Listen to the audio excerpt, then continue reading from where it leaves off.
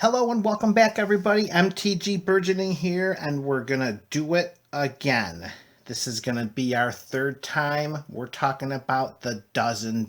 And for anyone who doesn't know what this series is, we take 12 dozen packs from 12 different sets throughout Magic the Gathering's history. That's 144 packs, 4 booster boxes worth of cards.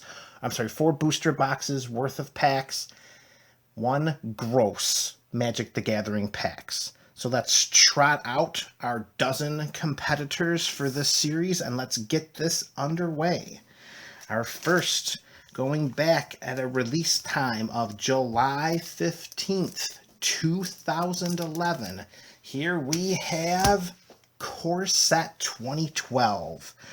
And a couple of the most valuable cards from this set include the Grave Titan and the Phantasmal Image.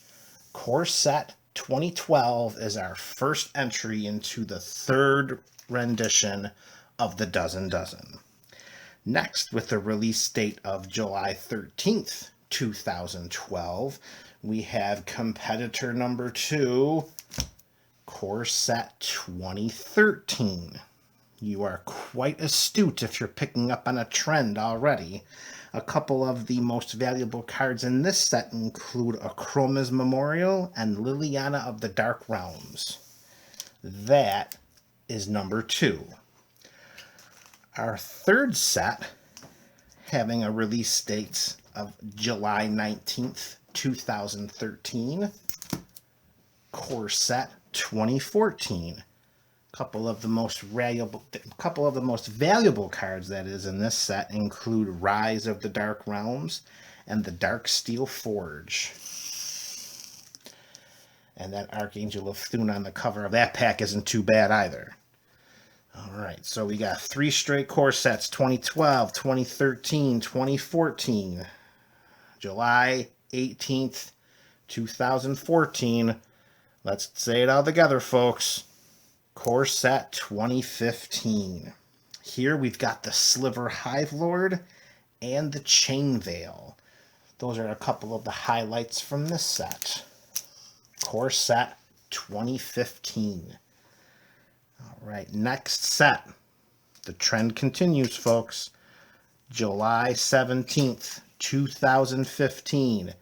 It certainly is not Core Set 2016. No. There was a little pause where they stopped making the core sets, and this was in its place for the last year. Magic Origins.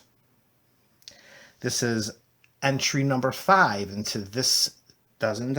And here we're looking at Baby Jace, Vryn's Prodigy, the transforming version of Jace, and a Hummerit's Archive are a couple of the most valuable cards that you can find in this set. All right, we're 5 in, so we're almost at the halfway point. Dozen number 3, participant number 6, released on July 13th, 2018. We have Core Set 2019. A couple of the best goodies you can get from this set include Nicol Bolas, the Ravager. This is the transforming version of Nicol Bolas from Creature to Planeswalker.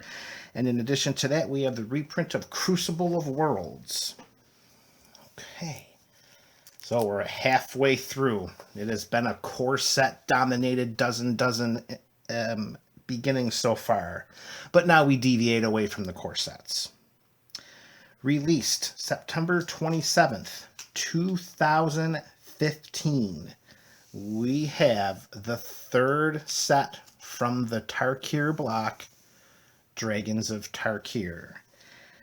And here in Dragons of Tarkir, a couple of the most valuable cards we'll be searching for will be Collected Company and Kolaghan's Command. Okay, Dragons of Tarkir. Unfortunately, there will be no fetch lands in this set. All right, next up, as we get closer and closer to unveiling all 12 participants of the dozen number 3, we have released June 8th, 2016, and full disclosure, personally, one of my favorite sets in all of Magic's history. We have Shadows over Innistrad. And if we're talking Shadows over Innistrad, a couple of the most valuable cards in this set include Thing in the Ice and the Tireless Tracker. And of course, a personal favorite of mine, Archangel Avacyn. Okay, Shadows over Innistrad is entry number 8, taking the number 9 slot, released shortly thereafter, Shadows over Innistrad, on July 22nd, 2016, we have Eldritch Moon. And in Eldritch Moon, Liliana the Last Hope and Emrakul the Promised End are the premier mythic rares of this set. All right, we're 75% in. Only 3 competitors remain. Entry number 10 into the Dozen number 3. Released December 8th, 2017. It is Unstable. Now, unfortunately, since this is an unset, the only cards that we're looking for with any value here are the full art basic lands.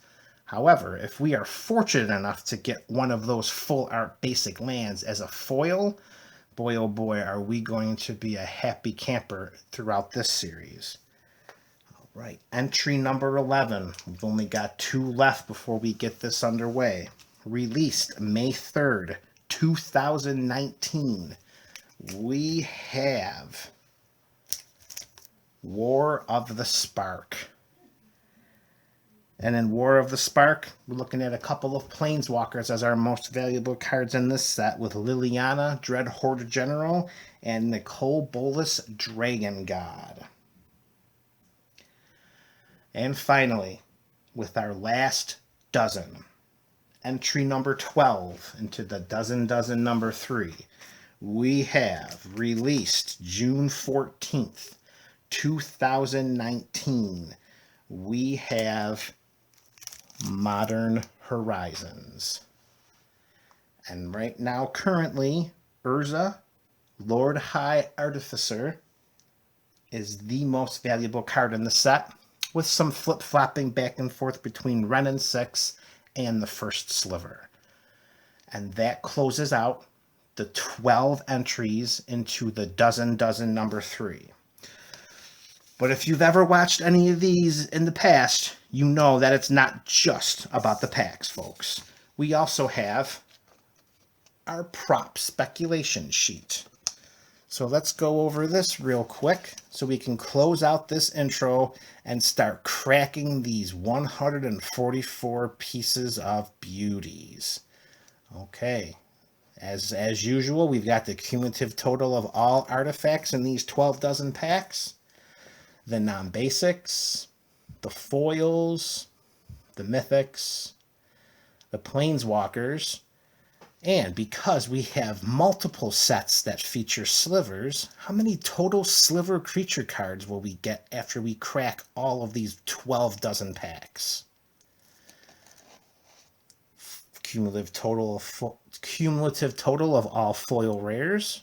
From Magic 2014, how many Shadowborn Apostles will we get?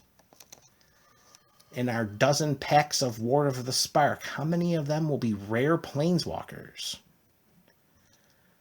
What about our melding pairs from Eldritch Moon, where we have Grafdrats and Midnight Scavengers, and we have the Hanweir Battlements and the Hanweir Garrison, in addition to Bruna the Fading Light and Gisela the Broken Blade, who meld together to form Brisella. Will we land any of those pairs? How many Horizon lands will we get out of our 12 packs from Modern Horizons? How about the jackpot cards? As we said earlier in the video, we named a couple of the most valuable cards from each set. How many of those total will we get in any of these packs? Will we get a foil full art basic? Will we get a foil mythic? Will there be any packs that act as double rares? What about a double mythic? What about a triple rare or a triple mythic? It is possible with the inclusion of Shadows over Innistrad and Eldritch Moon. From Modern Horizons, will we get any of the following cards? The First Sliver, Echo of Eons, Force of Negation, or the fetch land Prismatic Vista. And a new feature added to the Dozen Dozens 3 is the Planeswalker Power Couple. After we finish opening all of these 144 packs, will we get a Liliana Planeswalker and a Jace Planeswalker? Yes or no? And finally, after we count up all of our rares and mythics, what will be the color most represented? White, blue, black, red, green, multicolor, or colorless?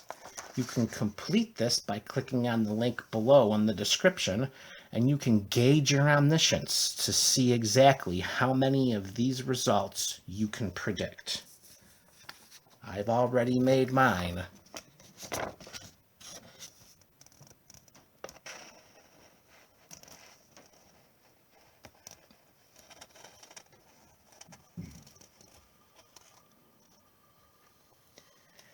And now you make yours. And look soon for the Dozen Dozen number 3. And I thank you for watching this video. And you will go forth and enjoy this day.